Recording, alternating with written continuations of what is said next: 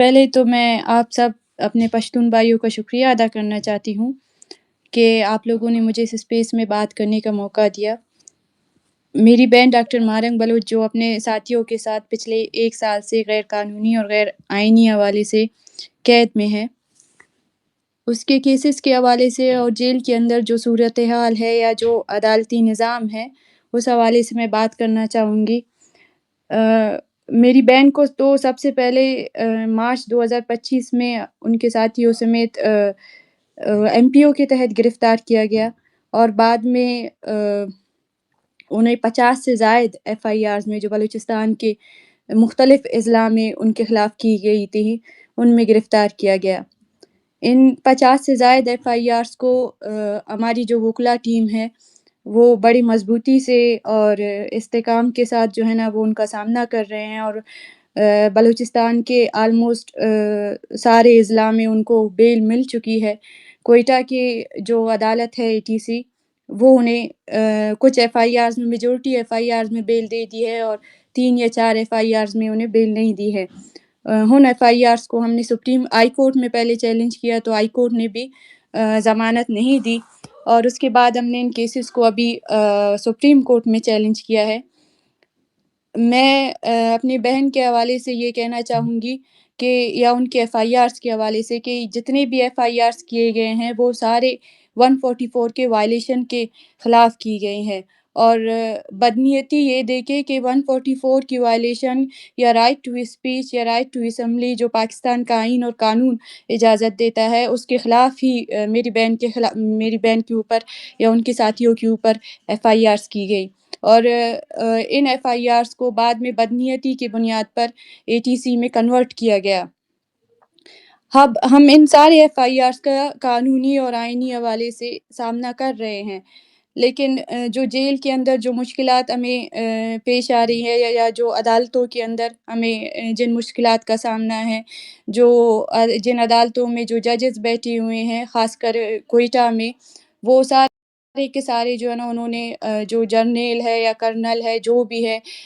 State کے آئی authorities یا ادارے ہیں ان کے سامنے انہوں نے سرنڈر کیا ہوا ہے۔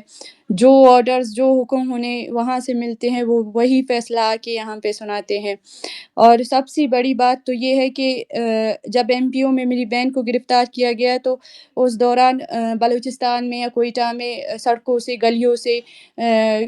کئی بلوچوں کو اٹھایا گیا، جو مزدور تھے، جو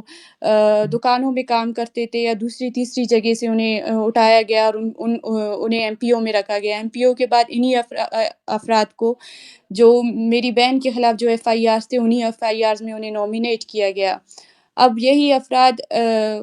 پچھلے 6 مہینوں سے جیل میں جو ہے نا آ کے پیشی دیتے ہیں، جن میں بوڑھے کماش لوگ بھی ہیں، ایک گھر سے 3 4 لوگوں کو انہی ایف آئی آرز میں نومینیٹ کیا گیا ہے، اور ابھی انہی لوگوں کو ایجنسیز جو ہے نا جو ٹرائل فیس کر رہے ہیں، جو عدالتوں میں آ کے پیش ہوتے ہیں، جو آپ کے آئین اور قانون کو مانتے ہیں، انہی لوگوں کو جو ایجنسی ہے یا سی ٹی ڈی ہے وہ لاپتہ کر رہے ہیں۔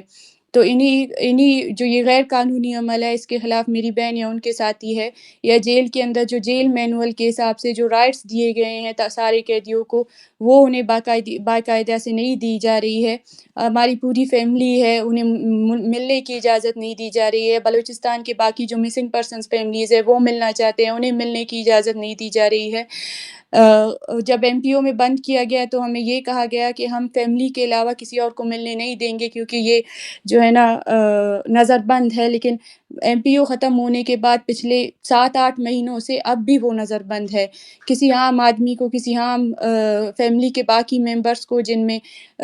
کزنز ہوتے ہیں یا چاچا ہوتے ہیں یا پھپھو وغیرہ ہوتے ہیں ان کو ملنے کی اجازت نہیں دی جاتی ہے، صرف والدہ اور ہم بہن بھائیوں کو ملنے کی اجازت ہے۔ یا ان کے خلاف بھی میری بہن اور ان کے ساتھی جیل میں وہ ہائی روز جو ہے نا اپنے جو حقوق ہے یا جو لوگ ہے یا جو رائٹس انہیں جیل کے اندر نہیں دیے جا رہے ہیں، وکلاء کو ہراساں کیا جاتا ہے، وکلاء کو ملنے نہیں دیا جاتا ہے، اور ایک ہفتے سے ہی تو دوسرے ہفتے جو ہے نا دوبارہ یہی اپنے کام شروع کر دیتے ہیں، تنگ کرنا شروع کر دیتے ہیں، کتابیں پہنچانے نہیں دی جاتی ہیں کہ ہمیں اوپر سے آرڈرز آئے ہیں، آپ کو یہ اسپیسیفک کتابیں ہم دے سکتے ہیں، باقی کتابیں ہم آپ کو نہیں دے سکتے ہیں۔ تو یہ ان کا سلسلہ جاری ہے، لیکن میری بہن ہے جو اپنی ساتھیوں سمیت انہوں نے ہار نہیں مانی ہے، وہ پر امید ہے، وہ جیل کے اندر بھی مزاحمت کر رہے ہیں، اور جیل کے اندر بھی وہ آئے روز جو ہے نا اپنے حقوق کے لیے دھرنا دیتے ہیں، جو اپنے باقی جو ملزم ہیں یا ان کے اوپر انہیں جب لاپتہ کیا جاتا ہے یا دوسرے تیسرے ان کے حقوق نہیں دیے جاتے ہیں، ان کے لیے بولتے ہیں، ان کے خلاف بولتے ہیں، عدالت میں آئے روز ان کے جج ہیں، ان کے ساتھ پولیٹیکل ڈیبیٹس ہوتے ہیں، لیکن جو عدالتی نظام ہے وہ پورا جو ہے نا بلوچوں کو یا خاص کر جو پولیٹیکل ورکرز تھے جو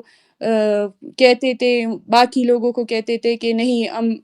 فائٹ کر سکتے ہیں، لیگلی اور آئینی حوالے سے فائٹ کر سکتے ہیں، ہم پولیٹیکلی حوالے سے فائٹ کر سکتے ہیں، اس جبر کا مقابلہ کر سکتے ہیں، ضروری نہیں ہے کہ ہم اس جبر کا مقابلہ ہمیشہ بندوق سے کریں، لیکن ان سارے لوگوں کی امیدیں